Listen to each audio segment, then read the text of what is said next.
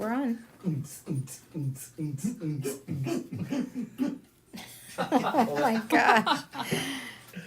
All right, ladies and gentlemen, we're on a little bit behind schedule, pero pues es que tú sabes, estamos preparando extra cameras y la verdad, está poniendo la producción bien grande a Mayra aquí, you know what I'm saying? We might need to incorporate a bigger studio later on, so, pero, ¿cómo me miro? ¿Me miro bien? ¿Me sale todo, la cap y todo, o no? ¿Cómo estoy saliendo? Órale, Yes. no quiero que se mire la cap que dice puro pinche hashtag PVT, asústame. Que cachuchita. Oh, yeah. We'll tell you how you can get one of these in just a little bit, because we only have 3 to give away, okay?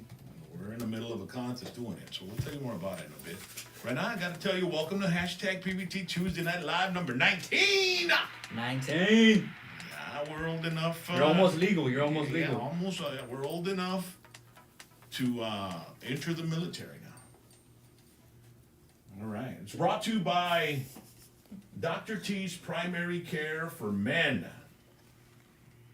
IV vitamin infusion therapy, testosterone, COVID test, sermorelin. They've got a flu shot, which is free if you've got your insurance. When you're a cash basis, it's $20. So go get your flu shot, man. You don't want to have any trouble this flu season. Okay? So it is Dr. T's Primary Care for Men. Nice. It's a doctor teaching. Your mic. Your mic. There we go. Qué buenas las producers que tenemos, ¿no? Mic check, mic check. Oh, it says plug in rock. Yeah. Como José Salazar. Ahí dice, hazlo plug in. Hey, ladies and gentlemen, it's at, pues tenemos unos artistas que llegan al mero tiempo del programa. We gotta show up fashionably late, man. La Yeah, diva, somebody has a Whataburger cup over there. No. la diva y el divo. Hey, estamos preparando la cámara. You know, we're trying to put the cameras together so everybody can have their own personal camera, because we have a special segment going on tonight. Very special, and it's a kickoff of a new segment. We'll tell you more about it in just a bit, man. That's why I got my Dallas Cowboy, DeMarco Murray. I was gonna say it's a little throwback. Yes, it's throwback there, man. How many seasons was DeMarco Murray with the Cowboys, Ron? Man, off the top of my head, I want to say 2? I was gonna say 4. 4? 4 to 5. He left to play for the Eagles, got that huge contract, and didn't do anything. just shit the bed. Yeah. I think he ended up with he was there for a season, if not 2, then went to the Titans, I want to say, and now I don't even know. He just fell off. He should have just stayed with the boys, baby. Yeah. Well, I've got my DeMarco Murray. Represent. All right. It's Tuesday Night Live number 19 from the My PVT Network studio, brought to you by Dr. T's Primary Care for Men. They have IV vitamin infusion therapy, testosterone, COVID test, sermorelin. They've also got the flu shot. If you want to get the flu shot and you have insurance, you can get it absolutely free with the insurance. Now, if you're a cash basis type of guy, $20. So, hey, it doesn't cost much to be safe and wear off that flu this flu season, okay? Also, we want to thank the law office of Rene Flores. Hashtag DWI expert 956-316-1991. If you got in any trouble this past weekend and you're still in jail, well, you might have somebody call Rene, or if you have that one call left, 956-316-1991. He answers 24/7, and he is the expert. That's why it's DWI expert. He knows everything about how alcohol affects the body, and he'll study your case, and he'll help you. All right? Fight that DWI. All right. We've got some new people in there Tuesday. But first, I'm going to introduce the producers. Hashtag PT Producer Rally. How you doing? Oh my goodness. I'm I'm here. Hey guys, thank you guys for hanging out with us today on this beautiful Tuesday. Thank you all so much. Me trastorné un poquito. Yo también. With all this. All right. Okay. And then we got Felicia. She's back. Hello. Felicia was in quarantine. Uh-oh. Yes. I went out of town, so I had to, stay away for a while. Yeah. And you were out doing the paloma dove hunting, no? Y todo eso? Yeah, Saturday I went paloma hunting. Yeah. I didn't get anything, but I got a lot of mosquito bites. But where'd you go the weekend before? And the You were weekend out of before, town. yeah, I went to Blanco. Blanco, Texas. Yeah. Beautiful place. Yeah, it is. Nothing to do, but so peaceful. Nothing to do but drink some beer. We need Yeah. some of that. Yeah, you need to go. You all need to go. For real. All right. And our new addition to Tuesday Night Live, Ronnie James. What's up? What's going on, mijo? How you doing? Much just here. Hey, I always say that Tetera Tuesdays are my favorite, but Yeah. I've never been on a Tetera Tuesday.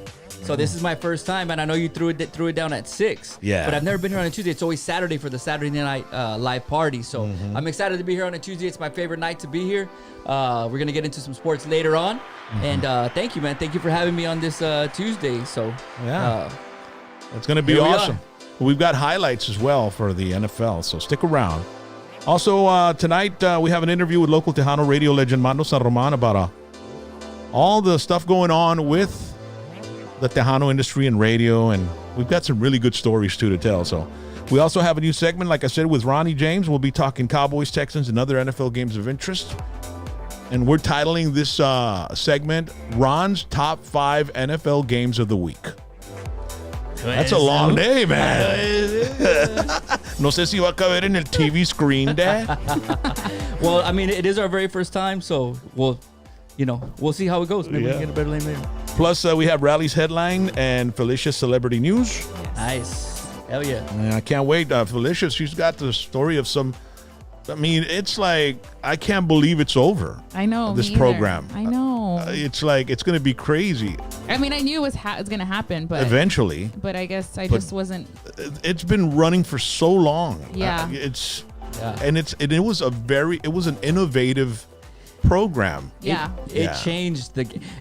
It kind of is the reason why we might be here today. I mean, if you think about it. Yeah. Yeah, I mean, because one without of them, going into too many details, Yeah. but that show changed the whole game of where everything is now. Yeah. Yeah. And it's crazy because, I'll talk Get more into about it later. I'll Yeah, get yeah, into it. Yeah. Don't get too much. Eh? We still got to call Mando. He's waiting patiently by the phone right now. Mando San Romano. Be sure to like, subscribe, and share, okay? Heck yeah, baby. And we appreciate everybody. Miguel Ramirez, Daniel Silva, Alfredo Rios, Victoria Garcia, Victoria Anciso, La Prima, Eva Ruiz, Daniel Silva. Did I say Daniel Silva? Juan Perez, La Menina Nena, JC El Jefe, Hello Kitty, Wayo Cruz, Candido Rodriguez, Raymond Garza, Sal in the house. Boy, we have such a great group of fans. We're loaded on this Tuesday, man. Yeah, Thank you, we're guys. loaded. Thank you. So like, subscribe. We're almost at 15,000 subscribers. We're about 500 shy, somewhere around there. So, man, I tell you, if Subscribe. you share this and you subscribe and you share it on your social media and tell your friends about it and turn people on, it's awesome, and we appreciate it. Also, reminder, join our Patreon club. A $25 pledge gets you a special hashtag PVT t-shirt and sticker. And you have the chance of winning in our hashtag PVT weekly drawing for prizes. Roel Velasquez was our winner this past Saturday night. We've already mailed out his special package. I don't know if he was watching Saturday night. If he wasn't, he's going to be surprised when he gets something at the door. And it's going to be some really cool stuff. A Tetera Tuesday t-shirt and Dr. T's. Dr. T's t-shirt and some pins and really cool stuff. Also, make sure if you do join our Patreon to message us on Patreon your t-shirt size and address so we can mail you your merchandise, okay? And we also have Cash App, $ Rock and Roll James. And right now, we have a raffle going on because we Oh, made hell these yeah. shirts. Caps. These caps, I'm sorry.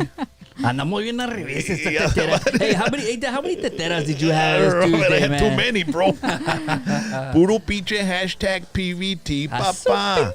So if you, as you can see, we only have 3 caps. So what you got to do is go to our Cash App. It's $ Rock and Roll James, and put $5 in the raffle, right? And put your address, okay? Put your address, and we'll know it's for the cap, okay? And On Friday morning, we're going to pick a winner out of all the $5 raffles, and we're going to send out 3 caps for 3 winners. So there's 3 winners that are going to be out of this, all right? So $5 to our Cash App, and I got one. Ron has one. And only 3 other people will have one, too. Top We 5. don't have one. I know. Yeah. Oh, no. We're gonna have to make one that says Puro Pinche PVT Producers. Yeah.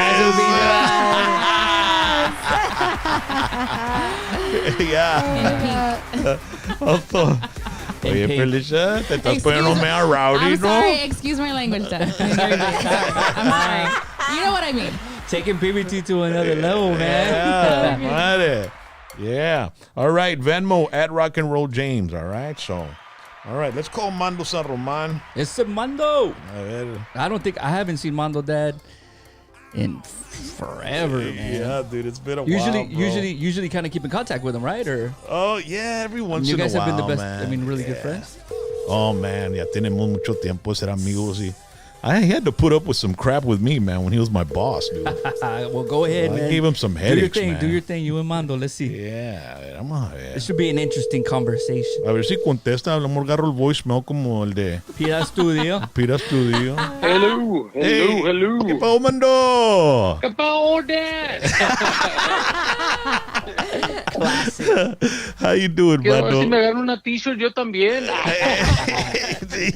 Tú eres un honorary, carnal. Todas las entrevistas le mandamos algo, carnal. Tú sabes, te aventamos una tetera para que la pongas y tú sabes, te aventas un acordeonazo en el morning show ahí en la Tejana. ¿Cómo se llama la radio station, Dad? Super Tejano 102.1. Órale, carnalito. Y oye, la otra mañana te hablé, eran las 6:30. Dije, no le hablo o no le hablo. Está en el aire, porque yo estaba en el aire también, me dan la otra estación. Y te hablé. Y estabas en la casa y dije, oye, ¿todavía no estás en el jale? Y dijo, no, yo entro a las 7. Ay, güey. Horas de banquero, papá. Yeah, horas de banquero. Remember they used to say bank hours? But that was back in the day when the bank was just open 10 in the morning till 2 in the afternoon. That was crazy. That was back like in the late 70s, 80s. If you wanted to do some bank business, you couldn't go until, you had to go in between 10 and 2. That was crazy. And that was the saying. Whenever you didn't go in early, you went in a little later. Decían, tienes horas de banco, ¿verdad? Horas de banquero, papá. Es todo. So how you been, Mando? How's everything going, bro? I've been blessed, gracias a Dios. Fíjate, just working, with the pandemic and stuff, really don't do it much on the weekends. On the weekends, we used to do a lot of stuff, pero hoy en día, just staying home, hanging out with my wife, and it's been great. We have reacquainted ourselves. We actually have survived. A lot of couples during this pandemic have not survived. Porque se van conociendo de veras, órale.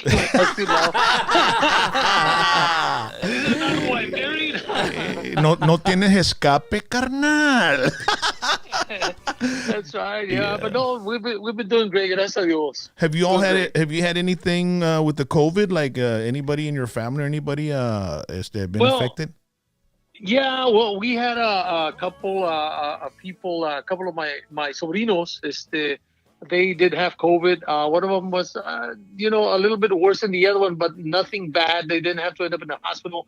My brother-in-law también, he actually works at the hospital as a nurse, and he also got COVID. He was a little bit serious for a little while, pero no, igual también. Nobody, not anything having to do with going to the hospital or anything like that. So Órale. It's been good, gracias a Dios. ¿Y qué les dieron de medicinas, Dad, cuando les pegó el COVID? ¿Les dio like la tos, flema? ¿Qué tuvieron, Dad? Yeah, one of them sí tuvo fiebre, the cough, really mainly the cough, the body aches and the weakness, that type of thing. But aparte de eso, ya, what really gets serious, when your other organs start getting attacked and stuff, Sí. They didn't get that far. Gracias a Órale, Dios. qué bueno, Dad, es todo. Yeah. Y pues nosotros como somos essentials, we were on the radio and we were able to keep working. And man, how many years have you been in radio, Mando? Woo! Well, I started back in 1979 on KRIO AM. 910 KRIO, and I was there for maybe a couple of years. I guess 79, and I guess it was about 81, más o menos, late 81, early 82 cuando empecé con KIWW. I was there until 1998, January of 98. Yeah. En KIWW, y luego después me fui para la AM, la mejor. Yeah, Sí. so, Yeah, around, man. Trabajaste mucho tiempo con Rogelio, ¿verdad? Me recuerdo. Pues antes de todo eso, naciste en Progreso y de Progreso ahí fuiste a la escuela en Westlaco, ¿verdad? Yeah. So back then, when I graduated from Progreso Junior High, porque tuvimos graduation y todo. Hey, home of the Fighting Red Ants, carnal. Sústame. Salían bien picoteados los otros teams de ahí, gato. Oh, no me olvídate. Bien hinchados. Exacto. So, yeah, man. So, in 74, I graduated from Progreso Junior High, 8th grade. ¿Cómo se llama? No, el top one, pero the second in line. ¿Cómo se llaman esos? Salutatorian. Yeah, no, Salutatorian. whatever the heck it was me. Salutatorian. Salutatorian, ya me ganó con suelo blanco. Yeah. Yo también era el salutatorian. Me saludaron cuando me corrieron de la escuela. It was nice knowing you. Ponle, carnal. Sí. So then I went to Westlaco High School, graduated back in 1978. Wow. ¿Y cómo tú que te entraste al AM radio station KRIO? Aquí estaba en McAllen en esa estación y tú estabas en Westlaco. And back then when we were chavalones, that was a big space between McAllen and Westlaco, bro. Yeah, it was a long ride. Well, actually, it was kind of weird, man. So, ever since I was in high school, I had inclinations of wanting to be in radio. Sí. I took the very first year in Westlaco High School. They had radio and TV studies. Con, I think Mr. Silva era el teacher. And so I took that class, and before that, I still was interested in radio, TV, acting, and all that stuff. So anyway, then, so when I graduated, I started going to what's now UT-RGV, Pan American University. So I started, I took some, my career path was journalism. Sí. Mass communications era la dirección ese tiempo. Órale. Anyway, so and then I started, I was working at the time as well. So I started applying at different stations. Estaba aquí. En ese entonces, my direction was in English radio. So sí. I applied at KRGV, at KRIO. No, KRIO, I didn't apply. I wanted to go to 104 really back then, que era KBFM 104. FM. So, y el programador se llamaba Bobby Orlando, and Bobby was very gracious to take me in under his wing and train me and everything. And the day I was supposed to start, Rock, that weekend we had a death in the family in Monterrey, Nuevo León. So, and I called him on the Friday. I said, man, you know what? We had a death in the family, but if I was going to go in on Sunday. I was going to be running the Casey Kasem American Top 40. This is Casey Kasem, American Top 40. Yeah, so I was going to be running that show plus 2 hours on the air. That was going to be my first radio gig at 104. Wow. Well, nice. Short story long is the guy hired me, and the day I was supposed to start, I didn't go por eso, and he said, come on by next weekend. Sí. So I go the next weekend, and there was somebody else there already for that shift. I said, what's going on? And he goes, oh, well, who'd you talk to? I said, well, Bobby Orlando. He goes, oh, man, didn't you hear? He got into it with the boss, and now it's somebody else. It's a program director. Damn. And so, the guy was totally different. So anyway, so then a couple of months later, Bobby Orlando put in a good word for me with TK, was the program director at KRIO, and he hired me, and the rest is history. Se te fue la conecta de B104, Dad. Yeah, I know. Yeah. No, but everything happens for a reason, man, and what started at KRIO, which was an AM station, was the beginning of a long storied career in radio and in the radio industry for you, Mando. And it's just been legendary and amazing, man, to be able to sustain a career that long on the airwaves, and especially now with the way, you know, radio industry has evolved into the digital age and stuff, man. And we're still clinging on and we're still hanging on, man. And you're one of those survivors, man, that's been through it all. And you're definitely appreciated here in the Rio Grande Valley, bro. Well, thank you, for bro. what you've done. You know, I was going to ask you, Sure. when you were at K Rio, what songs were you spinning there, man? Back in 79. Oh my God. Puro,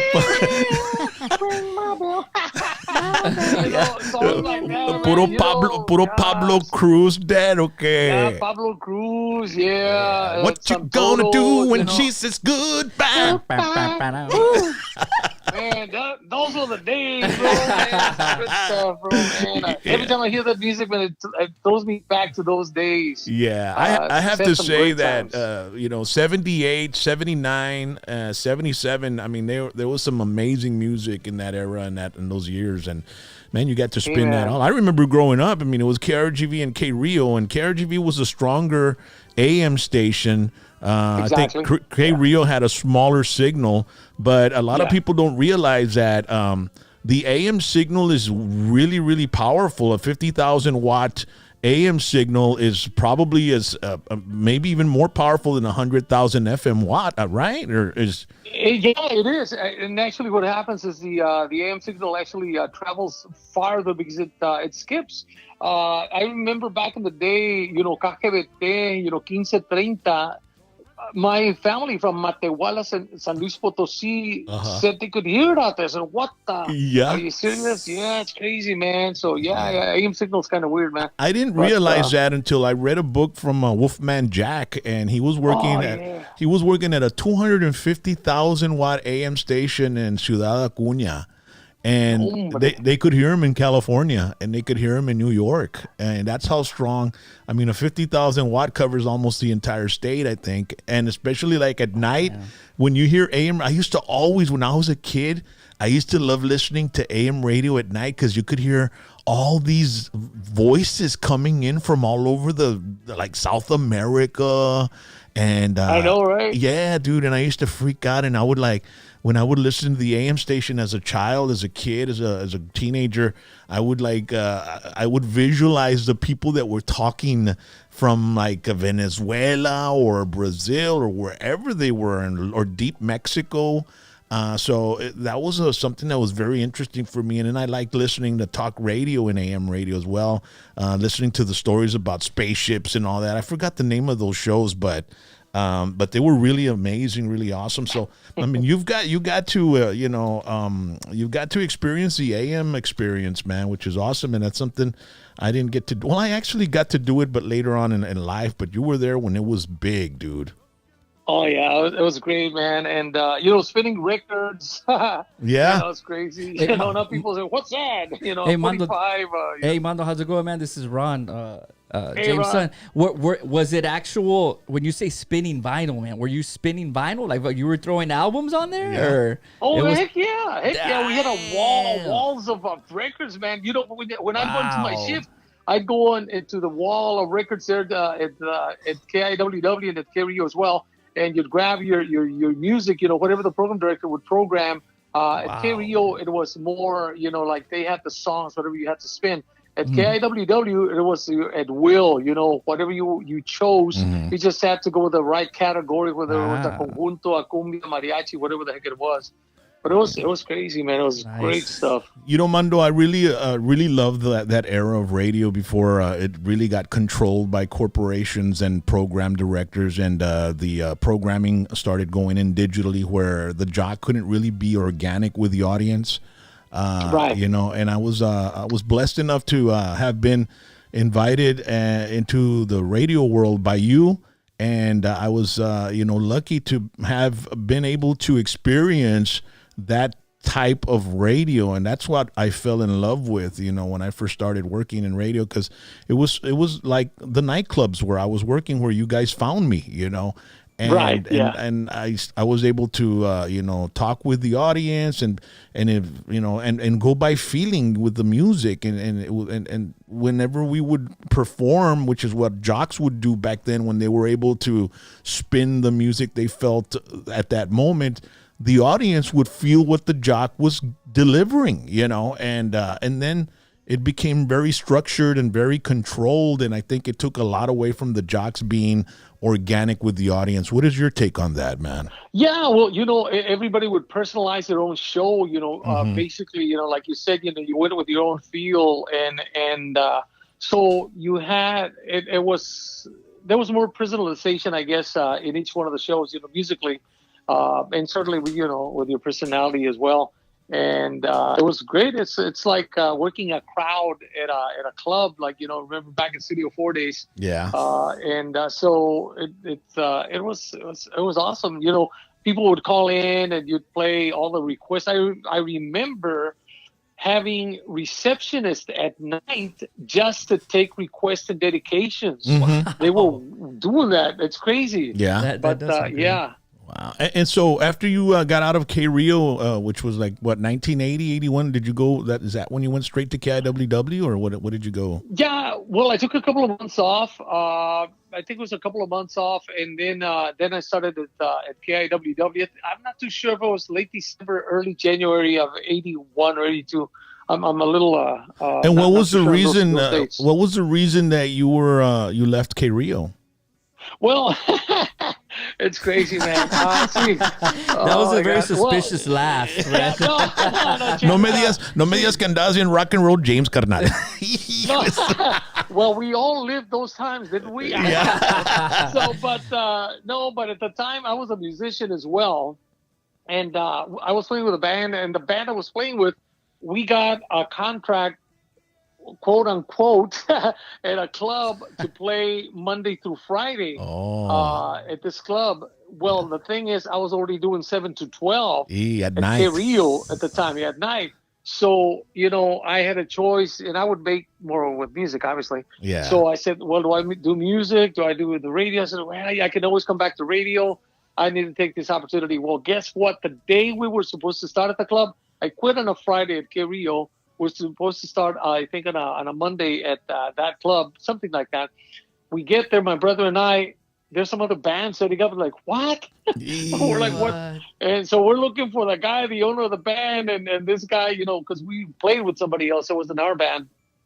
That guy was at home. Oh, man, I forgot to tell you, they canceled the contract. So what? Damn. Oh, my God. I wanted to kill that guy. Dude, I swear.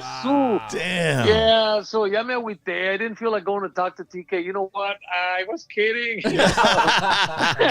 Softies. Oh, yeah. And what club was it, bro? Gosh, I think it was the Tropicana. Ahí en McAllen, ahí por la 10. Yeah, hijo Yeah, de Tropicana. Yeah. Entonces so, tuviste off the radar for a little while, man, and then you went back on. So and at that time, KIWW had already started with a bilingual radio. I mean, to me, it was very intriguing, because there was either English, with KRIO, KRGV, or 104, or Spanish con KGBT and KIRT. Mm-hmm. So when KIWW came around, they're talking in English and Spanish. I said, wow, that's like the way we talk. Acá tú sabes de la raza. So, man, that was so very appealing for me. So right away, I said, you know what, I'm gonna apply over there. Yeah. So I applied, and after a couple of shots over there, I finally got in. They finally had an opening, and Mike Cantu was the program director that hired me over there. So it was awesome, man. That was pretty innovative back then to have a bilingual radio station. And was it owned by Pete Diaz, right? Was it Pete Diaz from Rio Grande City that owned it? Absolutely, Mr. Pete Diaz, owner también de los Valley Marts aquí en La Valle. Yeah, I remember those supermarkets, the Valley Marts, man. He owned them. Yeah. Yeah. And Raul Hernandez was the general manager. Yeah, man, Raul Hernandez, I got to work with him because I joined you guys at KIWW, and Raul had just left, and the takeover from by Titchener Media had just taken place. And so I didn't get to work with Raul until I got kicked out of KIWW for a year or two, and I ended up with him over here at a little FM station. But man, Raul Hernandez was he was a personality, a character, and he taught me so much. And I really was happy that I had been released from KIWW to be able to experience some of my radio career with that guy, man. He was like, he was one of a kind, dude. Absolutely. Yeah. Absolutely. Yeah. So when you were doing KIWW bilingual in the 80s, I mean, you had Mas, La Mafia was coming up. You had Romance was big. There were so many, and Al Chato Chavarria, Grupo Mayo, Agustin Ramirez, Little Joe. So you had quite a good amount of popular artists when you started in the early 80s over there, right? It was great, Rock, porque en ese tiempo everybody sounded different. Like you were, all those artists that you were mentioning, you know, from La Movida to, you know, and of course later on, Selena came around, but Laura Canales was on the scene. La Sombra, when they started, I remember La Fiebre, all those bands, they were kids, man, fresh out of high school or still in high school, and they were jamming. La Música Tejana was so awesome. So they appealed to the younger generation. So back in the 80s and 90s, that's why Tejano was so big, because a lot of the artists were young kids, fresh out of high school, you know, or still in high school, like I said. Yeah. So they connected very well with the audience. And back then, there wasn't so many other, I guess, options, you know, for entertainment. So Tejano was it, man. That was it. Yeah. La Villa Real. Yeah. Well, you know, KIWW doing the Tejano bilingual got so popular and was and became so competitive against the powerhouse and legacy radio station of KGBT that company had to buy it out. Yeah, absolutely. I mean, you remember that? Yeah. And that's when I got called. What happened that there was an opening? Because I joined you guys at KIWW 96.1 in 1988. It was August, and what had the turnover just happened, or had it been a while? I never even found out about that. Man, you know what? I'm trying to remember exactly what had happened. I know that there was an opening, and Mike Cantu said, "Hey, man, do you know of anybody?" You know, and I said, "Man, I know of a guy. He's you know, he works at a club. He's awesome. He does a great job. He plays, you know, from you know, the rock to the pop and stuff, and then but he does great Tejano music. So he's bilingual, and I think he would be a great asset to the station." I said, "Well, talk to him and see what he said." And then, of course, the first time I talked to you, you weren't interested. Yeah, well, it's because you wanted to work at the rock station. Yeah, I wanted to work at the rock station, and Mando went by my mom's house, and my mom, I was real sick. I mean, I was super sick, dude, and I had a towel with Vicks, and my mom says, "Te habla Mando afuera." And I go, "Really?" So I went, "Que po, Mando? Hey, Rock."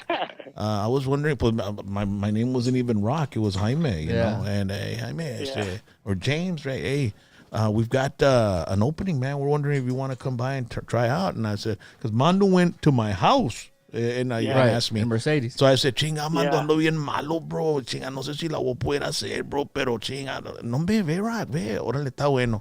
So I didn't show up, just like Mando did, you know, what happened with the B104 thing. So then Mando was kind of one of the first ones who kind of threw his neck out there. Or not like through his neck, but, you know, kind of said, "Hey, we need to bring this guy," like vouch for you, I guess you could say. Yeah. That was the first of many times I put my neck out for him. Yeah. He's almost had his neck chopped off for me, dude. So then I didn't show up, and then I called Mando, and I did, "Mando, hey, no pude ir, bro. I'm sorry." He goes, "No hay pedo, déjate venir ahora." So I went the next day, and they made me read out a script with my notes. I'll stop like that. And I was like, "They're not gonna hire me. I sound like crap." And the next thing I know, right, you're hired. And Brother John was the one that helped me out, man. You know, Brother John Hernandez, was he with you at the beginning of your tenure there at KIWW, Brother John, bro? No. Brother John came on maybe about 5 years after I started the KIWW. Back then, los que estaban era, well, of course, Mike Arturo, estaba Arturo Ayala from Mercedes. I don't know if you remember Arturo. Yes, sir. Arturo was the one who actually trained me on the board there at KIWW. And estaba Joaquín Castillo, estaba Rubén Benavides, I think was still there. Also, Caspiro Treviño was there. And then later on, maybe a couple of years, 2, 3, 4, maybe 5 years más o menos, fue cuando llegó Brother John. Art Alvarez, Mike Infante was there too at the time, by the way, when I started. So Yeah. You know, when then- I started with you guys, Mike was gone. Mike Cantu was gone. So was Mike Infante. I mean, they had all left Yeah. with so when I joined you officially, it was de la Chalupa, Jose Luis Jose Luis Martinez, It was Brother Yeah, John. yeah.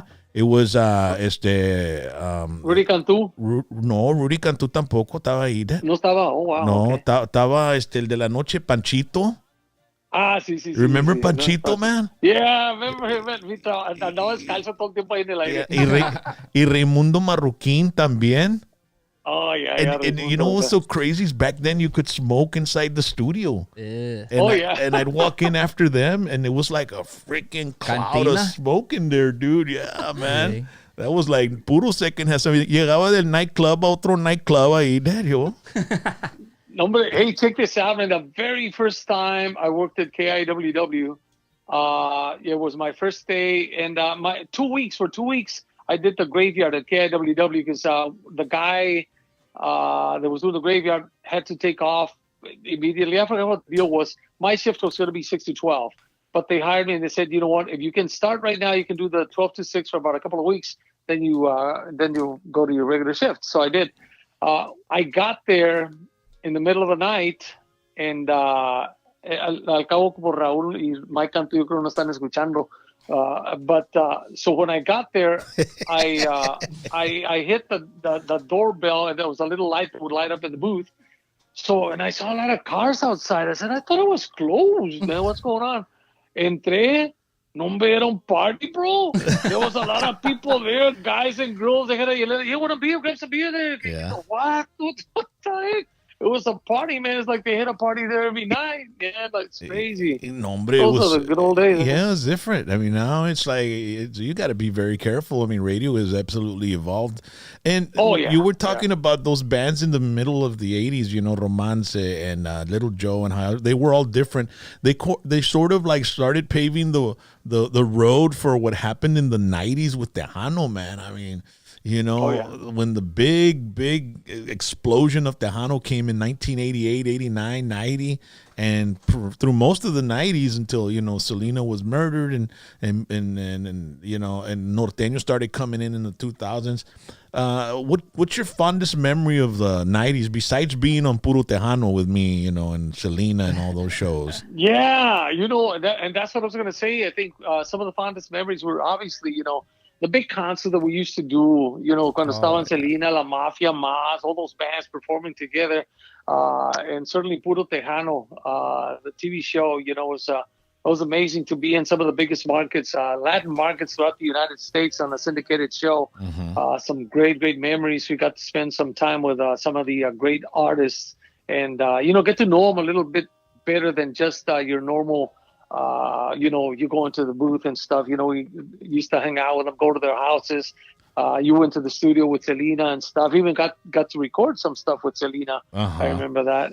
So those are some great memories. I mean, you know, just that whole era, the 80s and 90s were definitely the heyday of Tejano music. You know, I remember when I got let go from KIWW for the second time in 1998, I think it was 97. And well, you stayed on board. I was hard to work with because I had my drinking and my partying, and I just, I wasn't hard to work with. I was just, I was just a party animal, bro. No me valía. Exactly. Yeah, and I remember that, I got out of radio and you stayed there, and then one day I heard you on the radio, with a retirement speech, and that you were going to retire from radio and this and that. And I was like, wait a second. Right away, because I've been into wrestling for so long, and I'm like, I've seen so many retirements in wrestling, and then this is a retirement match, man. And I said, no, there's got to be something to this. There was actually something behind that, right? Because you wanted to go to another radio station, but it was some sort of contractual obligation, man. What kind of deal was that, bro? What happened there, bro? Well, yeah, we had spoken to the lawyers, and because I was under contract, but there was a very short window of about 4 or 5 days that they for some reason or other, I don't know why, the company that we were with, they delayed the contracts of coming in to, that little window when you have to sign the other one. Yeah. So at that point, that was my way out of the contract. So at that point, the lawyer said, just give them the letter of resignation. Those days you're not under contracts, you can leave. They can't do anything to you. And so I did that, but I couldn't say that I was going to go to another company. So all I said was, I was retiring. Well, you had, but you had a non-compete, right? Was it non-compete Yes. binding? Because the non-competes back in the 90s that they made us sign was like we couldn't work for like a year at another competitive Right. station within 50-mile radius, and that would have happened to me. I wasn't able to work for a whole year, but I was doing a lot of other things, and I was capable of surviving because we were always hustling on the side. But you had that, and since it was in the middle of that little break, yeah, it was that little window, and that's what we timed it, I guess, perfectly. I guess, and then it wasn't, it wasn't that we timed it. It's just that they delayed the contracts coming in from corporate, from San Antonio, wherever corporate was back then. And so at that point, the lawyer said, this is the window. They can't hold you to the contract because you're not in contract anymore. Your contract ended on this date, so you're not in contract anymore. It's not binding anymore. So, and the lawyers that I was working with obviously were the ones for the company I was going to, which was Summit Productions, which eventually became Sendero Multimedia. Yeah, and they were the Puro Tejano producers and the exactly. creators, And that was my relationship to them. I wanted to go continue doing Puro Tejano because at that moment we couldn't do Puro Tejano anymore due to the fact that Tejano Country TV show was now partnered up with corporate in San Antonio, so they weren't allowing us to do Puro Tejano anymore. So I wanted to continue doing the show, and plus work in radio. They had some radio stations coming along the way. They weren't out yet. They weren't active, but so I helped build the stuff there for La M La Mejor, which is 102.1, which is where I'm at right now. Yeah, it was La M. Super Tejano. Yeah. And Rogelio, was he the one that enticed you to go there? Because Rogelio left before you did, right? Well, no, actually it was the other way around. Rogelio was still there. At KGBT. And the thing is, Rogelio couldn't tell me that he was going. Oh, okay. But I when I told Rogelio, he said, okay, good luck to you.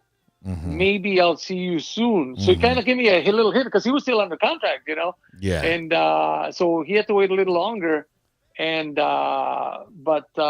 eventually I think I was over there for a couple of months, and then Rogelio came on, and I was his music director, assistant program director. That was one of yeah, and that was one of the most shocking departures in radio. Was when Rogelio left KGBT, man, after so many years of being there, man. He had been there since like the 60s, and this was 1998, and he ended up, taking that leap of faith and moving on over to La M, man. Why was it that he felt that he had to, leave a company that he had been with for so long? Remember earlier you were saying about the fact that everything started getting very corporate. So, things were just changing so much. And, the local touch was being lost. As you remember, KIWW at that point, Que Pasa 99.5 was more relatable now to our market than KIWW was. And so our hands were tied now from corporate. So Rogelio felt that is an issue. And believe it or not, it was supposed to be myself that left the station. And check this out. So we had the former general manager from KGBT, which was Jose Luis Munoz. Yeah, he was the general manager over there.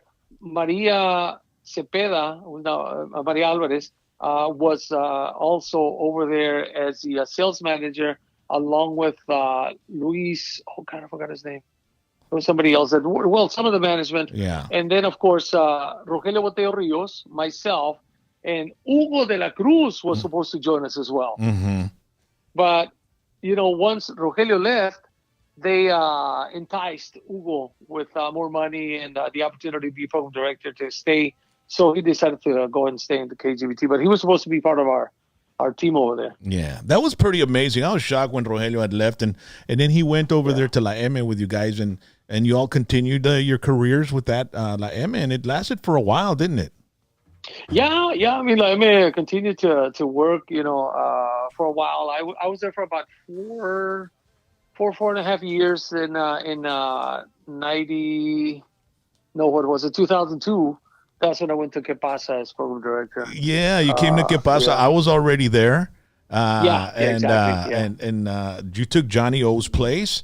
Johnny O had left, and you came in, and I was very happy that you showed up because we had history, so I felt very comfortable, and you were the type of program director that would, and besides you, also Larry, who was the president of the company there. You all gave me the opportunity to be organic, and and go back to the old style of radio in the 80s when the Jock was able to go in there and put on his show. And I think that's really, I had some of the most fun times doing the morning show and the afternoon with Bonnie and me and Bonnie, man, we would really push the envelope back then. Oh yeah. And then I'd bring in Chief and then Raymond Norta, and then I had to go to rehab. And you ended up having to move up to the morning show and having to deal with Bonnie and not deal with Bonnie, but work with Bonnie and having to deal with the morning show which is not, it's not that easy, man. You have to be creative and it takes a lot of work. A lot of people don't understand the dynamics of a morning show, but and then I came back. And so, I mean, it's just been a wonderful ride, man. And you're still going at it, man. And the band Sereno is still going at it as well, right? Absolutely. As a matter of fact, we're getting ready to head into the studio, God willing, next week. We got some new stuff. Beto Ramon, Juan Trevino have given us some songs. So we're getting ready to head back to the studio and do some stuff.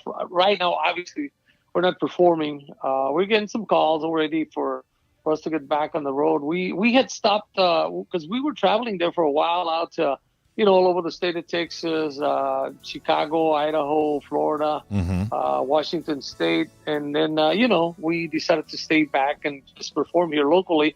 But recently, right before the pandemic, we had just started traveling again. We had gone out to Chicago and Idaho, and we had some something pending in I think, was it in Ohio or Washington State, and so con el favor de Dios, maybe that'll happen again soon. It's interesting, Tejano music. I mean, it seems like it's kind of waned a little bit, but there's still work for Tejano bands all over the country. I mean, there's raza, there's Tejano fans all over, everywhere. Oh yeah, everywhere. Yeah, I mean, we go to Dallas, and places get packed. And wherever you go, like people still embrace a lot of la música tejana. It's not. Facing the facts, it's not as it was in the heyday back in the 80s and 90s, but it's still going, it's still strong. And there's some new artists coming into the music, which is great. That's what we need, some infusion of new blood, and that's coming in little by little. Who are the new, what's the latest stuff you're playing there at Tejano 102, man?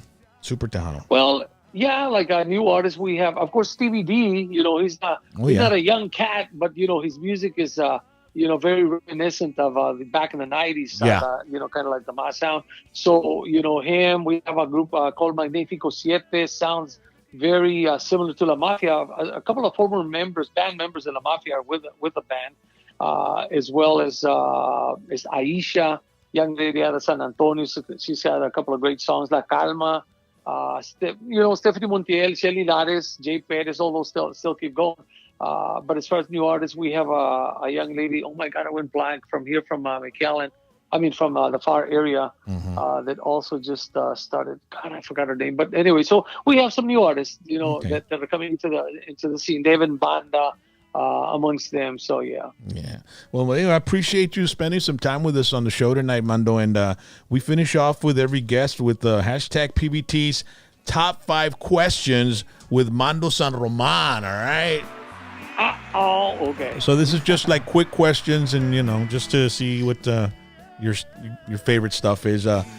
Question number 1: all-time favorite Tejano artist. Ooh, wow, man, that's a tough one. But you know what, Mas, I gotta say, Mas. It's like every album that they had. I'm talking about back in the Joe and Jimmy days. Every single album, practically every song, como decíamos antes, donde caiga la aguja en el disco. Every song was a hit. Yeah. So yeah, I guess Mas and La Mafia, those two bands, man. Yeah, definitely. Favorite Tejano song. Wow. Favorite Tejano song. That Qué one. hermoso día. Qué Qué hermoso día by Sereno. Hey, that'll work, bro. That'll buddy, work. I've heard that one too much, man. I've heard that one too Dude, much. let me tell you, that song is remarkable, and you've recorded it twice. They were chatting about it on the Yeah, chat we've had box to right now. redo it a couple of times, yeah. Yeah. Y la estamos tocando, te estamos dando un stream, papá. Thank you. Hermoso día. I remember I would tell Mando, hey, Mando, you guys should get an endorsement with a mayonnaise, right? With I a know. mayonnaise company, and call it Cremoso Día. You know what I mean? La mayonesa McCormick. La mayonesa Hellmann's. Cremoso Día. And the creamy mayonnaise, right? Oh, my God. The most memorable moment in your career so far. Ooh. Oh, gosh. Most memorable moment. Gosh. Man, I guess, sharing, times with Selena, I guess, those, because it definitely has to go up in history, man. I mean, Selena, just the whole Quintanilla family. Esto. Wonderful people, man. Yeah. Y deja tú, and back in that day, le dabas una competencia bruta a Pira Studio con el mullet, carnal. Tenías un mullet. Estaba bruto el mullet, carnal. Bruto. I remember those days, man. Hey, when I cut my mullet off, bro, I saved my hair. I still have it. Yeah. Bring the Ahí mullet lo back. tengo, bro. Neta. Ahí lo tienes framed en el estudio. Lo voy a poner en una shadow box. Lo tienes como una colita de conejo o con una patita de conejo, ándale, con la de Joe Bravo. I know, right? Hey, question number 4, favorite Sereno song. Pues chinga, ya la contestaste, carnal. yeah. Hey. No. Hey, wait a minute. No. Favorite Sereno song? Mi Amiga. Because I wrote that song for my wife. Let me get Sweet. that song on real quick, man. Now, that's a good song, bro. Princess. It's old school, man. It's old school. You Yeah, wrote oh, that yeah. song? Yeah, I wrote it for my wife. We were going through some rocky road during our boyfriend-girlfriend stage. And so, she wanted to be friends. They está bueno, deja escribirte esta rola, mi amiga. Yeah. So Yeah. that's the kind of friend I want you to be, and that's the Hey. kind of friend she is. Charlie Alemán sang it great. Oh, he did a great job. Ahí man. te va la rola, ahí te va. Lo que yo quiero es una amiga. No más, sústame. Okay, who's your favorite singer? Hijo de su... que no te va echando el Charlie Hollywood Alemán, carnal, porque sí. Yeah. Any genre or favorite Tejano singer? Pues no, Just ever? any genre, carnal. Okay. I mean, just your favorite singer in general. Pero pues, if it's Tejano, it's even better. ¿Sabes por qué es lo que estamos hablando, entiendes? Joe Cocker. No, hombre. Hey, you are so beautiful. Oh, my God. Yeah, Tejano music, man. Oh, geez, man. I got to go with gosh, man, I can't pick one, man, because there's 4 that I can think of right now. Well, 5. Es un montón. Give me Gosh, the I don't know, 4. man. Give me the 4 you got. Can I give you like maybe top 5? Okay, obviously one of them is going to be Carlos Alemán. Okay, you know? Carlos Alemán. Okay. Yeah, Joe Lopez. Okay, Joe Lopez. Okay. Jay Perez. Okay, Jay Perez. Okay. Little Joe. Little Joe. Okay. One more. It's going to be 6. Laura and Selena. Laura and Selena. Okay, out of those 6, which one? Dude, no, bro. Órale, mano, come on. Órale. Tell us. Hijo, man, let me, and I'm going to explain why. Because I think this one that I'm going to pick, is a singer that could interpret any type of music you put in front of this person. If it was mariachi, if it was a pop song, an oldie song, a ballad, a cumbia, Tejano song, and I think you should know who I'm talking about, Selena. Yeah, Selena. Yeah. Yeah. Yeah. She Yeah, was R&B. She was there. definitely. You know, she She could can do do it all, anything, man. She anything. could do it all. And the emotion she evoked with every song. Her If you listen delivery. yeah, her delivery is Yeah. amazing. Yeah. Impeccable. Yeah. We've got a question. Well, those are the 5. That was the hashtag PBT's top 5 questions with Mano San Roman. I got to end it there. So, and then I got a question on the chat box. They're asking about Filimón el Ratón, bro. They remember Filimón el Ratón? I've seen several people talking about that. Yeah. Oh my God. Yeah. Mando used to have a morning show, and he made a character named Filimón el Ratón, and he would make a weird little voice. How did you do that Yeah. voice, man? I mean, it sounded like you were on Well, helium. Do it. Yeah, do it. kind of, sort of. Yeah, I could probably do it with helium. You know, I couldn't never do it. You know, myself. But see, let me tell you just a quick story. They wanted me to have a partner in the morning because this is when morning shows started coming up. Yeah. Well, we didn't have anybody else. You know, they didn't have anybody else to join me. So the program director Teofilo, he suggested, why don't you create a character, an imaginary character? I said, okay. So I went into, he goes, do some voices. Can you do any voice? I said, not really. Goes, trying to figure something out. So I went into the booth. I recorded my voice on, you remember the reel to reels? Yeah. Well, I recorded at 7.5, but talking like slowly, like instead of saying rock and roll James, I would say rock and roll James. Mhm. So we'll play back rock and roll James, back on 15, the speed.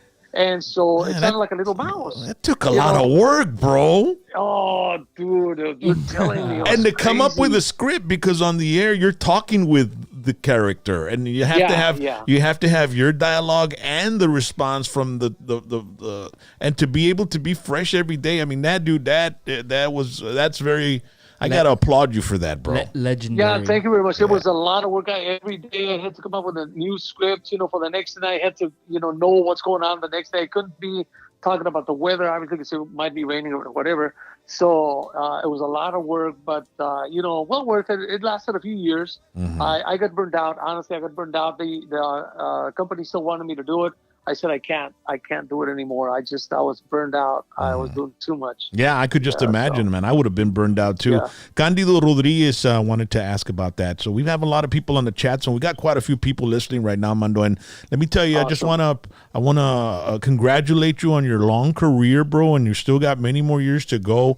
I also want to congratulate you on your family, your beautiful family, your kids that are, Thank you. growing up and in college, and just your overall attitude, man. They've always had an amazing attitude around me and around everybody else, and you've been somebody that's just a joy to be with and to hang out with and work for too, man. And I just wanna thank you for everything you did for me, bro. Putting up with my bullshit and giving me that first break and just teaching me a lot, because when I started on radio, everybody thought I was you when I was on the radio, because you were my my influence. So I was talking like you on the radio, and that's the reason Raul Hernandez hired me at that little FM station when I got let go from KWW, because they told Melva, Carlos Guzman's wife, told him, hey, why don't you hire that guy? He sounds just like Mando, And when I got there, they told me. So, I mean, I emulated you for so many, a couple of years in my first years in my career. And that's because that's how big of an influence you had on me. And of course, little by little, I evolved into my own character, my own personality, my own person. But yeah, man, I mean, you definitely had a big impact in my life and my career. And I appreciate everything you've done for me, bro. Well, thanks a lot, Roll Jason. I appreciate that. And let me tell you what, since I saw you at that club at Studio 4, ahí con Mariano and Elena Pilecki and Grace Pilecki and all the family, I saw that star quality in you, and I knew you were destined for something big, and that's why I was insistent that you come in, and you've been doing great. you're amazing, and you've done a great job at what you do. You are passionate about what you do, and that's why I put up with all that you did. Because I knew that in the long run, you were problematic in the sense that you were a hard person to work with.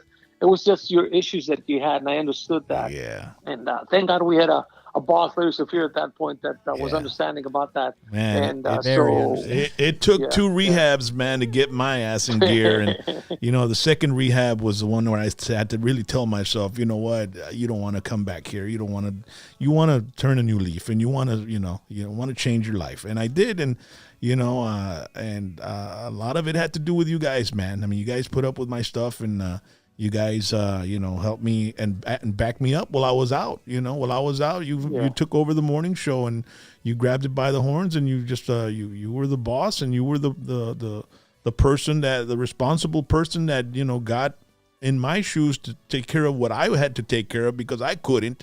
And then you were gracious enough to let me get the horns back, man. Get back behind the wheel. And so I just, I appreciate you, Mando, and you always have a special place in my heart, bro, for sure. Likewise, Carlito, and those were some great memories con el desmadre de la mañana de la clica.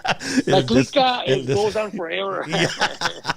Bueno, Mando, I appreciate you. God bless you, man, and you have a nice evening, and un abrazo fuerte de parte de todos nosotros aquí en #PVT, carnal, ¿ok? Thank you, Mando. You got it, Papa. Ya está. #PVT all the way. Órale, es todo. Thank you.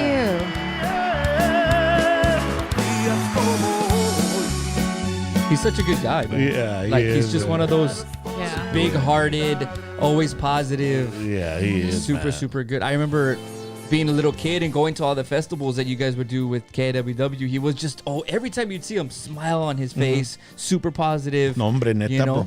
Awesome. Yeah, man. Awesome. and willing to give you the shirt on his back. Yep. I mean, he's just one of those guys that, he's got your back 100%, and he's all about forgiveness as well, man. Some people, I mean, I met some people in radio, dude, that, were assholes, dude. I'm not lying, dude. I mean, there were some guys, just to be blunt, and they treated other people like crap, and they treated other jocks like crap. And, I went through a few. And one time, the first time I was working, I had a particular program director that called me on the phone and just ripped me a new one, dude, and called, using the F word and all that. Damn. And so when I hung up with him, I told myself, you know what? I'm never going to be like that with people. I'm always going to be like understanding, calm, and let's just find a solution. Let's figure it out.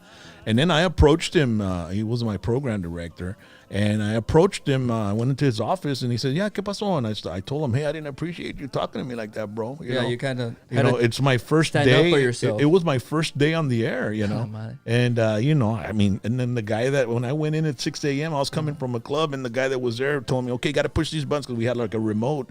So I pushed the buttons and I raised it. And I didn't hear anything for a minute, and then I lowered it and I started talking. So the call didn't come on, and then the phone rings, and the guy just goes off on me, bro. Yeah. And then I hang up, and I'm like, wow, man, I was shocked, dude. It was my first day.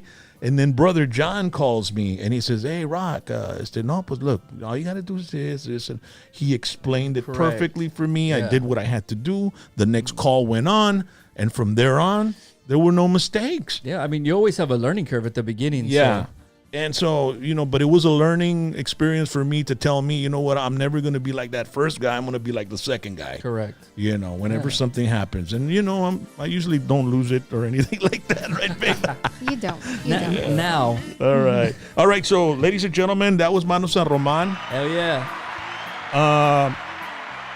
We're going to be right back with Rally's headline. And then we've got Ron's top 5 NFL games of the week. Week 1 NFL. And then we've got Felicia's celebrity news, man. So we're going to come right back after this break. With fall season and flu season coming up on us, Dr. T's Primary Care is offering flu vaccines to help keep you safe this flu season. Call us at 956-441-2188 to schedule your appointment. Also, take advantage of all the immune boosting treatments Dr. T's Primary Care has to offer, from vitamins, supplements, immune boosting injections, IV infusions, and we still offer COVID testing as well. So call 956-441-2188 today to schedule your flu vaccine with Dr. T's Primary Care. Most of individuals think DWI and they believe that alcohol must have been the substance that caused the intoxicant.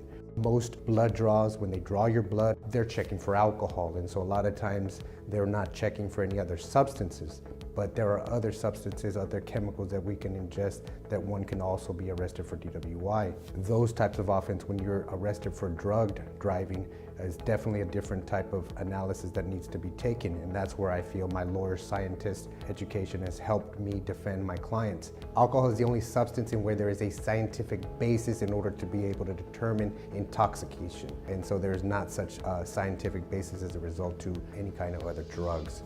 It is important in the analysis of these cases that you have an attorney that's going to look at the evidence, look at the data, and be able to defend you properly in these cases. And I feel that that's what the lawyer scientist certification has done for me, and it allows my clients the benefit of my education in that sense.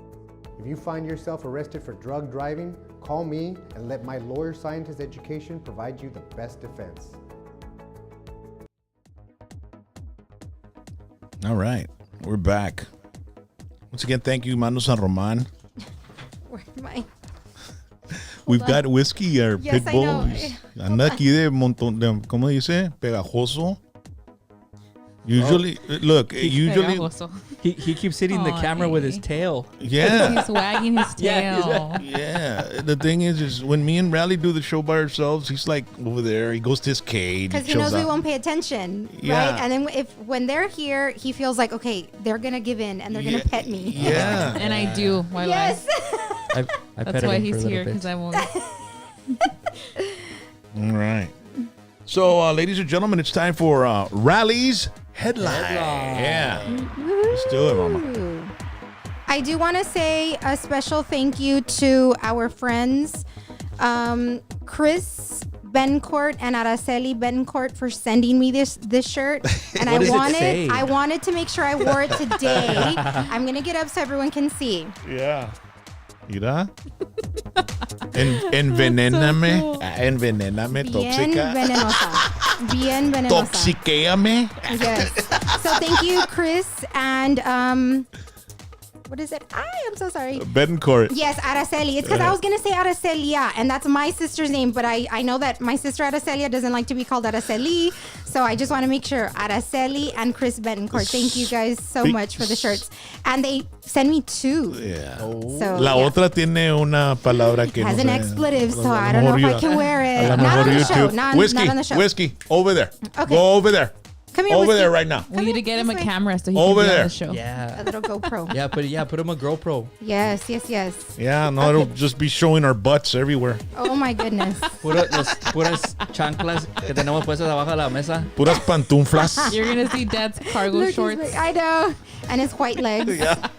His really white legs. With Okay. 4 hairs on the calves. Or, I don't have any. Sandals with socks. Yeah, Oh my sandals with goodness. socks. No, Hey, pero pa'l the cold thong front. sandals. The The thong thong sandals. sandals. And then I'll play the song. Thong, ta thong, thong, thong. I don't know.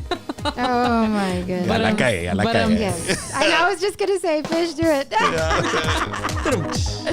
Oh my goodness. So what do you got for the headlines, babe? Okay, so for the headlines today, give me 1 second. All right, so I am going to play some footage, okay? I know that some of y'all probably already saw it, but I am going to share with you all again. And so my headline reads, 2 sheriff's deputies in Los Angeles are in critical condition following a shooting in Compton, California on Saturday. So the surveillance footage that I am showing right now captures a suspect walking up to the deputies' parked patrol car and firing into the passenger side window before running from the scene. So law enforcement officials have not announced whether they have identified a suspect, but the FBI is assisting with this investigation. So the LA Sheriff's Department has faced 10 scrutiny over the recent killings of residents by police, which have renewed ongoing protests against police violence throughout the state. Wow. Okay, so Sheriff Villanueva, so the LA Sheriff Villanueva called the handful of people heckling officers who guarded the outside of the hospital an unlawful assembly of a group of protesters who are blocking the hospital emergency entrance and exits. Okay, so Wow. I look at that video footage and it looks like a kid, dude. it does. It looks like it's like a kid that runs up to the car like you know, and like he just he just shoots and runs, and apparently they're looking for like a 28-year-old man for this. You know, I have no idea, but it is absolutely shocking to see that. I mean, what's the point? I mean, what? I mean, in their heads, they have this stupid point that they're trying to make. But when you look at it as a normal person viewing it from the outside in, I mean, what's the point of? I mean, they were harmless. They're sitting in their view. They're not bothering anybody.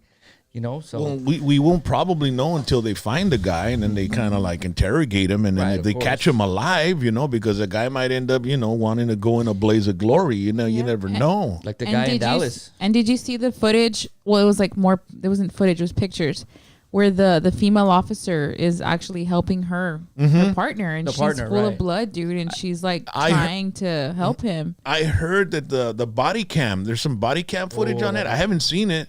But I saw a picture of the woman and the female officer, and she, I mean, very pretty girl. I mean, and a Hispanic too. And for some dude to just go and just shoot him like that, I have no idea what the motive is. And I'm sure a lot of people are, you know, kind of like baffled with it. But there's been a lot of, you know, tension going on in the United States of America towards our law enforcement, you know. Sad, man. And I don't know what this, you know, actually accomplishes. But I mean, I hope they catch this guy. I mean, the footage, somebody's bound. I heard that the chief of police or the city is giving away like a 6-figure reward to find out who the hell did it and who is this little short man or child. I don't know what it is. It could be even a female. I mean, you really can't tell the way they're dressed in that video. Yeah. You know, baggy jacket, baggy shorts.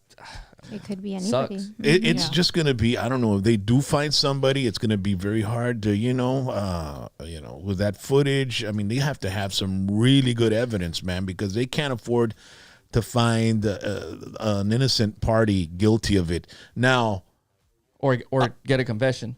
Like, for me, how many small people like that can there be in the neighborhood, you know? I mean, well, it might not even be somebody from that neighborhood. That's true. Could be just somebody that said, I'm going to go. It was in Compton, so, you know, somebody's bound to know, hey, man, that's so-and-so right away, you know? I mean, I don't, you know.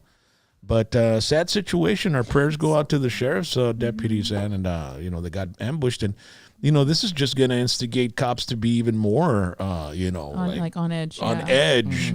You know, so, and then you have there was this other in Pennsylvania thing where the dude just runs out of the apartment flailing a knife. And I saw that. And they shot him, and then they riot over it. And I'm like, but it's like you have somebody with a knife running towards you. I know. Any more regular person is going to try to fight back or do something. I mean, if you have a weapon on you and somebody's coming at you with a weapon, it's like, come on, it's your life or theirs. It's already a tough job to be a cop, probably one of the most dangerous.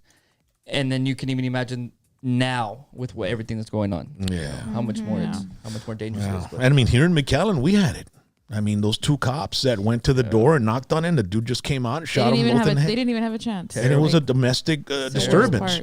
You know, those are dangerous for people. When they get called to a domestic disturbance, those are probably one of the most dangerous calls because, nunca sabes what the kids are on. And I think something happened in Far as well. Some mom called the cops that her son, her 20-something-year-old son, was acting like crazy at 4 a.m. They go in there and they end up having to shoot him or something like that.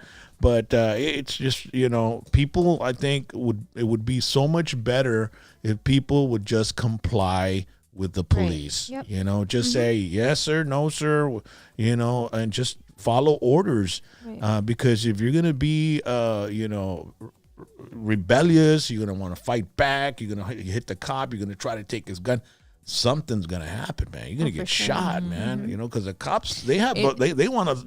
It's the survival instinct for them. I have a story that I have never really shared with anybody, but when I was 17, I was in a vehicle with a person that chose not to stop when a cop was behind us, and I was at gunpoint by 2 PD officers from Alton, and they had the guns on me, and they were yelling at me. I was on the ground, and they said, "Throw your phone." I threw my phone. They said, "Stay on the ground. Don't move. Don't move." And honestly, I complied, because if I would have moved, I'm sure it would have been a different outcome. Or if you would have come out saying, "Screw you," and doing all this and being all crazy. And it is a scary feeling to have a gun on you. I mean, you never expect to have a weapon on you, but just comply, just listen. You know, it's like, it doesn't matter what I look like. It doesn't matter who I am, male, female, whatever I am. If I'm not going to listen and they're telling me, like, please comply, like, put your hands down. Don't reach for anything. Don't, just do it. It's like. Was this back in your gangster days? Oh, my God. No. I was in high school and it was just the wrong time, wrong situation. I do see your point on that, but I mean, let's like how I like what Mando said earlier. He goes, let's just say facts are facts. A lot of the times you do run into those situations where I mean, it's unfortunate to say, but maybe there is a little officer that has a little bit of an attitude that day, and he wants to push his weight around a little bit. So situations happen. No, and that officer that was, oh my God, I'm never gonna forget him. He did have, like, he was, I hate to say it, but he was real, you know, kind of a jerk. Well, a high-speed chase can make a cop a little pissed off. It wasn't a high-speed chase, or but just not stopping. This guy drove into a field, and it was just horrible.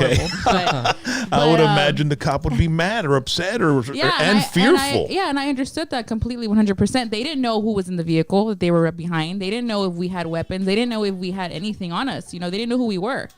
And so it was understandable, but I just complied. You know, I was scared. I was like, I'm not going to move. You know, I've never had a gun aiming at me, but it was like, I'm going to listen to them. Can you imagine being a cop in Chicago or New York, LA? Scary. You know, I mean. And then worried about getting defunded? Yeah. And you know what? I mean, they only apply the PTSD to military and veterans.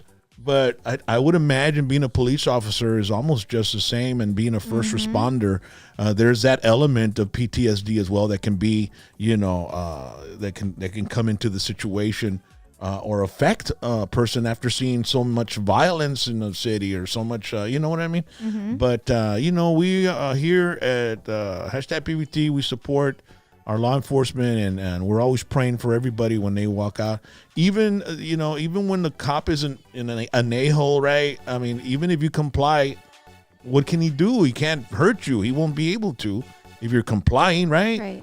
And so you'll just leave with a bad taste, like, man, that dude was an a-hole. But not all of them are like that. Yep. Sometimes you don't know what's going on in their day or whatever, but I think complying with the polist officer is always the first right step. Yeah, you know? It's always the best thing to do, right? Or don't just, I was gonna say F, but don't mess up in the first place. Yeah. Don't speed. Don't go on a high speed chase. Okay, I was not the driver there. Okay, thank you. Well, it probably wasn't at 7 in the afternoon either. It was probably after midnight or something. All right, so that was Rally's headline. All right. Thank you. Very, very good headline. Very good topic headline, man. All right, now we've got the new segment now, ladies and gentlemen. What is it? All right, it's Ron's top 5 NFL games this week. Now, man. You all take it easy on Ron. This is his first ever, and He's a pro by now. No, he is. Being in a group message on WhatsApp with your friends talking about sports isn't the same. Oh my goodness. Isn't the same as coming out here, but. Hey, man, we'll try our best, right? At least we have a football season because of the pandemic. At least we're watching some football, so let's... well, first of all, before you go to the games, what did you think of the empty stadiums, man? I honestly couldn't tell the difference. I mean, they did such a good job. Some stadiums pumped in sound. And then, I mean, there's enough people there that make noise, refs on the sidelines, the people that hold the ball, the players, you could still actually hear them on the field. The commentators talk a lot. So, yes, there is a difference, but I didn't feel that it affected the game that much, or it affected me as a viewer watching the game as far as the empty stadiums go. You know what I saw, I didn't see the games on game day, but I saw the condensed versions on YouTube, which is what I like to do. And what I noticed was you can actually hear the brutality of the game. The chingazos. Yeah, I mean you can hear it. Like when I think it was the Rams, they did a field goal, right? And the ball hit the goalpost. Oh yeah. And you like thong, you heard it. Yeah. And that's something you don't hear when there's a crowd there, because they would have screamed because he missed it. Because he missed it. Yeah. So you don't hear those particular sounds. And so that's what was freaking me out. And then when they were running and I mean, you could hear the clashing of the helmets. And I mean, that game is brutal, man. Yeah. It's a brutal game. When you watch it on TV, it looks a little slower than it is in real life. I mean, if you were on the field or first row, second row, whatever it is, and you watch these guys, how fast they are, how big they are, how hard they hit each other, I mean, that's nothing in comparison to what you see on TV. Yeah. So it looks broken down. It looks, he's gonna go, but man, live, I mean, those guys are running 100 miles an hour, man. What about all this social justice stuff? Do you think it affected the games, or did it affect your watching experience? I'll break it down twice. I'll break it down. It affected the ratings. Nobody's watching. People have an issue with it. The first game, Thursday, it was the Texans and the Chiefs, and they all got together in the middle of the field. First of all, the Texans didn't even come out for the national anthem. I don't think they came out at all. Yeah. I heard they were out and then they went back in or something like that. Was it like that or no? Yeah, I'm not too sure. Yeah, I just know that they weren't on the field. I think the Dolphins stayed in the back the whole time. But anyway, regardless of it, they all got in the middle of the field. They all locked arms. And a lot of the thing was that they were booing. All the fans were booing, and they were booing unity. I didn't take it that way. I took it as they're booing the fact that they want to keep politics away from major sports. They don't. You go to and we had talked about it in, I think, one of your first PVT shows. Mm-hmm. You don't want to not see this, but you don't want to be there. There was like 17,000 people there at the stadium. You go because you want to get away from everything, and then you go and it's just like real time. I mean, we saw it on TV, but if you're a fan and you're there, real time, it was probably 15, 20, maybe even 25 minutes of, the players coming into the locker room, coming out of the locker room, getting in the middle of the field, locking arms. Yeah. You don't go there for that. You go there because you want to see football. You don't want to see politics. You don't want to hear about politics. And I understand the reasoning, but I saw some people on social media saying that it was race. They were all racist, and I was wait a second. Look, this is my opinion. Like, it's almost close to what you're thinking, but this started going on heavily after George Floyd, the incident with George Floyd in Minnesota, which was in May, and it's been a daily recurrence. NBA, Major League Baseball, corporate, companies, Nike, everybody's doing this social justice thing. Everybody's jumping on it. And then what I felt is when that happened, they were just saying to the industry, we got the message already. Correct. We already got the message. Let's move on and let's try to figure it out. But everybody's been throwing that at us already. So we've got the message. Let's play ball, Yeah. So I think, that was basically, it wasn't because the people in Kansas City were racist and against unity and all that. Yeah. They've already got the message of unity. I mean, this has been going on for quite a while. And I think it's like hearing the same song over and over and over again. What are you going to do? You're going to hate that song. You're going to turn it off. I think also what it is that the frustration is even higher because of COVID. You don't, you didn't get to watch preseason games. You didn't get to, COVID, see all that. You didn't get to go to games. You didn't get to go to, even when we were little and we would go to the Dallas Cowboy training camps. Fans didn't get to go see them at the, the training camps. So you were missing out on football. You might have not even got football this year, and it's finally here and it's finally happening. And it's like, I gotta kind of deal with this too. And not that it's a bad message. I support the social injustice all the way, but as a fan and because as the booing, I think that's all where it comes from, is this frustration from COVID on top of, this I just want to watch them play, bro. Yeah. Yeah, I was just happy to see the Cowboys on the screen again. Like, that's all I wanted. I just was like, you know what? After the politics game, aside, I just wanted to see football. After the game, I wasn't. Before I was. Well, speaking of the Cowboys, man. Dude, that call at the end. Let's just start into it, man. Yeah, let's go into it, man. Get into it. Let's get to that first game, bro. Oh, my God. All right, so we had, it was a Sunday night game on NBC. You had the Cowboys versus the Rams. 17-20 was the final score. It was at the new SoFi Stadium. It's a $5 billion stadium. The thing looks insane. But first drive of the game, the Rams came out early. The Dallas defense didn't know what the heck they were doing. The Rams were passing the ball. They scored right away. They were up 7-0. They were hitting little quick passes here and there, keeping the Dallas defense, on their toes, keeping them spread out. And what they were saying is that the Cowboys have these awesome pass rushers, and they were being able to get to the quarterback because he was just dinking it and dumping it. Yeah. So anyway, that led to the first score for the Rams. They went up 7-0 early. And then the very next drive, they just gave it to Zeke, man. They fed him. He started running right away. They were, feeding him. And he was catching the ball out of the backfield. He actually scored the first touchdown of the year for the Cowboys as a receiver. And that was one of the things that people liked about him coming out of college is, yes, he can run the ball. He's a three down back, which means he can be, on the field, first down, second down, third down, but he's a great pass catcher. So they got the first touchdown that way. I have him on my fantasy team. So he gave me some points right away. I was super excited, man. So CD Lamb came out early. They got him a couple targets. I was seeing CD Lamb, man. He looked good, dude. Oh, man, he looked great. He's going to be a good player, and he's real skinny, dude, right? Yeah, he's predominantly a slot guy. Slot guys, smaller guys, kind of like a Wes Welker, Julian Edelman kind of guy. Kind of what Randall Cobb was to them last year before he got traded to the Texans. Yeah. But he gives you that inside because you already have Cooper on the outside, and then you have that long play capability with Gallup, which he got screwed over at the end, but we're going to get there. And then you have CeeDee Lamb on the inside. So this Cowboys offense should have put up it's great, amazing points. Yeah. But it's just they tease you and they just don't get. There was one, I want to talk about this one particular drive. It's 2nd and 5 from the 14-yard line.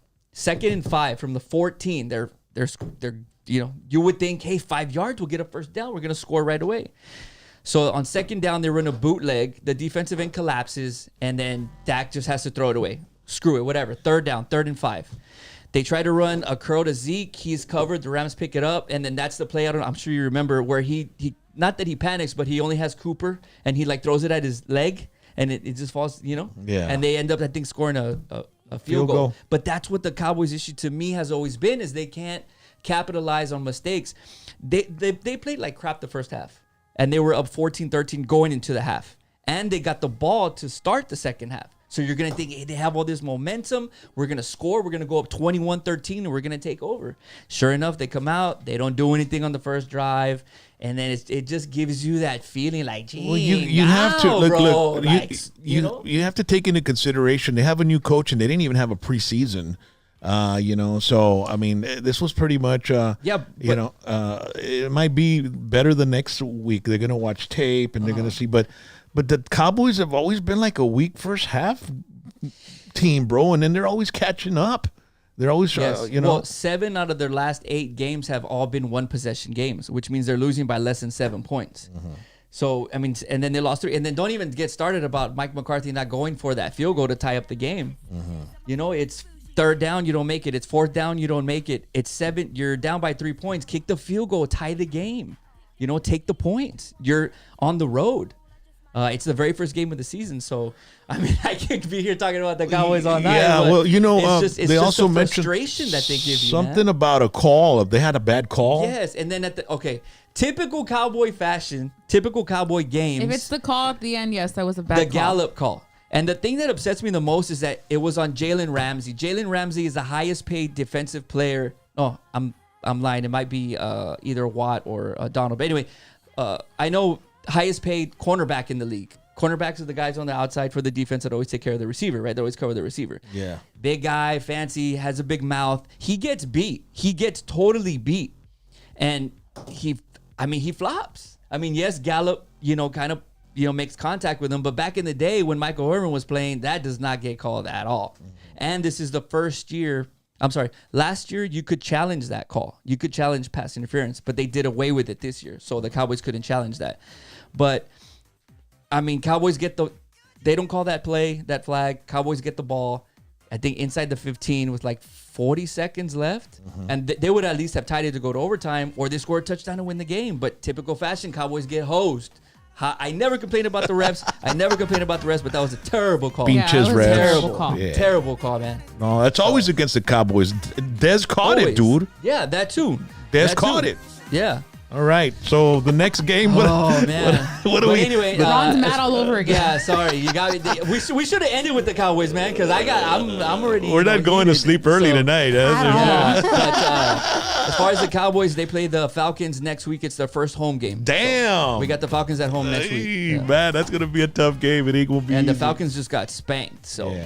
And then they're gonna have an audience, right? They're gonna let Jerry Jones is gonna let people come in. I think like 50% of the crowd. I think. that's That's the what I rumor heard. on the street, man. Yeah. Yeah, that's what I heard. So. All right. The Texans, they played on Thursday night, man. Ooh. Yeah. Texans. It was first official game of this season. It was the Texans and the Chiefs. The Texans lost 20-34 at KC. Houston did score first, though. They scored first. They scored early. They went up 7-0. Watson's probably is the best player on the team now. Very mobile, quarterback. He can pass and he can run. I believe he had a rushing TD. Yeah, he did have a rushing TD in the game. They just traded. Remember the Hopkins, their receiver last year, the guy with the dreadlocks? Yeah. They traded him to the Cardinals, and they got David Johnson, which is their running back, and he scored early in the game. Everything looked good early for the Texans. I mean, they were up. They were giving, the Chiefs trouble, actually. And then all of a sudden, of course, here come the Chiefs. They're the defending Super Bowl champs for a reason. Mahomes got And they're predicted to go back. Right? Oh, yes. I mean, they might have the best core four in the league right now. So you have Mahomes as the quarterback. You have Kelsey as a tight end. You have this new running back who's a rookie, Hilaire, and now they have Hill, which is their receiver too. So super strong. They have a lot of options. Kelsey scored a TD. He killed me in fantasy because I was playing against them. So I got wrecked with Kelsey. But I mean, to make a long story short, in the Texans game, I mean, they tried, but they just didn't have the firepower to compete with that, KC offense. Yeah. So and then they were predicted to lose the game as well. Yes, Dallas yeah. was predicted to win. Yeah, Dallas was actually favored early by 3. Yeah. Before game time, it went to a pick'em game. So a lot of bettors were actually taking the Rams. In this game, the Chiefs were favored by 9. And then they ended up winning by, 14. So, I mean, you can't really knock the Texans. Yes, I give it to you, Texans fans. You did play against the Super Bowl champs. Yeah. Your very first game at their field. Yeah. So, and you lost your best receiver, and you got David Johnson, which just goes to show that Bill O'Brien is trash. As much as people say that he's not, a lot of he's the coach for the Texans. A lot of people don't want him there anymore, and they wonder why they still have Bill O'Brien. So, Texas fans, I feel for you because we were on that train with Garrett. So we finally got rid of Garrett, and the Cowboys got Mike McCarthy. So Texans, better luck next week, losers. All right, and who's the next? Who's the next team? The next game we got. Let me see, man. So game 3, we had. We had the Packers and the Vikings. The reason I wanted to talk about this game is because it was a division game. It was in Minnesota, and a lot of people have been counting out Aaron Rodgers. They're like, oh, he's over the hill. Ya está viejón. Exactly. They drafted a new quarterback too. So everybody's like, oh, they drafted a quarterback. Rodgers is out. They got this, young guy. But at the beginning of the game, the Vikings score with Dalvin Cook. He had some really, really good stats for the game. I think he had 2 TDs. He rushed 12 times for 50 yards. Let me see. And then he had the Vikings' first TD. And then you had Rodgers, the typical gunslinger, mentality, just like Brett Favre was in Green Bay before he got there. They had a couple trick plays. They did an end around to Valdez-Scantling. But he has a lot of weapons, just like Mahomes does. Devontae Adams had a massive game for the Packers. I think he had 14 catches, 156 yards, and 2 TDs. So whoever had him in fantasy, oh boy, were they pretty happy. Rodgers had it was his 24th game with 4 passing touchdowns. So he's had 24 games in his career where he's thrown for 4 touchdowns. He's amazing, bro. He actually passed Brett Favre. They ended up winning 43-34, and it was funny because before halftime, with like 40 seconds left, the score was only 8-7. And then the Packers got a interception and they scored a touchdown. And then it was like 22-10 going into half, and it was like 8-7. So they scored a bunch of points right before the half. You know what freaks me out about Aaron Rodgers? He's like, you never see him all over emotional. He's like real calm, cool, and collected. And then he's thrown some of the greatest like Hail Marys ever against the Cowboys too. Yeah, dude. I mean, they catch him. I mean, that dude has an arm, girl, crazy. Yeah, typical gunslinger, and he's actually. I mean, with the game like this, people, we're kind of pushing him to the side, but he's a possible MVP candidate this year. He wants to prove a lot of people wrong because he hears it too. Hey, he's over the hill. He's done, and you want to prove people wrong. And I mean, he did that. I mean, there's another guy that they say might be over the hill. We'll talk about him in a little bit. What's the next game after that? The next game is we had the 49ers and the Cardinals. I wanted to touch on this game because it wasn't upset. The 49ers were favored, and the Cardinals came out and won 20-24. And they were the NFC champs last year, the 49ers, and they lost to, the Cardinals. So you had 49ers came out early. They were up 10-0. They hit a field goal. Then they had a long touchdown by Morsier, I think that's the way you pronounce his name. They were looking good early, man. But then the Cardinals came back. They blocked a punt, and that put them into position. And Edmonds scored a TD. So it was 10-7. At the end of the day, Cardinals came back and they won 24-20. I mean, San Francisco only ended up with 20 points, and they had 10 points within the first 10 minutes of the game. No, I think the first 6 minutes of the game. So, they didn't do much after that. So, Kyler Murray did great. He's a mobile quarterback in his second year. Now he has Hopkins there. I think he had some pretty good stats. What did he have here really quick? He threw for 230 yards. He had a rushing TD and a passing TD. Hopkins had a massive game, 14 catches for 152 yards. So he killed it in fantasy. If he would have had a touchdown, that would have been nice. But other than that, man, the Cards pulled off the upset against the 49ers. That's crazy. I was expecting the 49ers to win. Yeah, just to roll. And then Brady with the Bucks, man. Yeah, He's like, wow. What happened with that? Well, besides what happened with that, the first, I mean, he made right away his first touchdown. I mean, his first drive, right? Yeah. And this is a good way to, end it with Tom Brady and the Bucks because they played the Saints. They did play in New Orleans. They lost 23-34, but everybody's kind of hating on Brady, and you have to give the guy credit. It's his first year with a new team. He goes on the road to Drew Brees' house, and he's playing a Saints offense who's arguably one of the best teams in the NFC, if not the league. Mm-hmm. So you have to give this guy credit, man. He didn't have a preseason, to warm up with, but at the end of the day, he ended up with he was 23 for 36. He threw for 239 yards, 2 TDs. He did have 2 interceptions, though. One of them wasn't his fault. The receiver stopped on the route, and that just goes back to them not having the preseason to get used to each other. The other one, it was his fault. It was an easy pick, and they actually returned it for an interception. But it was funny because the very first play of the game, he scores a rushing TD. I know. From the 4, and you never see Tom Brady run. I liked it. Yeah, I was like, man, that was man. awesome of him to do it. I mean, he's in a new team, and the first drive of the first game of the new season, he makes a statement by running the ball in and just getting the touchdown. That must have been a great. What kind of a feeling did he get from that? And then at his age, Yes, yeah. And then they're also saying he's over the hill and stuff. Yeah. Well, this was the first game ever in NFL history where you had 2 starting quarterbacks over 40 years old. We got cut off. You know what? It was all of this footage, and I was gonna say. Yeah. Somebody commented about it, and they said, let's see if this gets cut off because of the NFL footage. Yeah, we did. Yeah. It's too long. Yeah, or we could use pictures. No, it needs to be still images because then it would. Okay. Well, let's go. Let's go back on. Okay. NFL said shut it down. Latin. And I was going to say something, but I didn't want to. Yeah.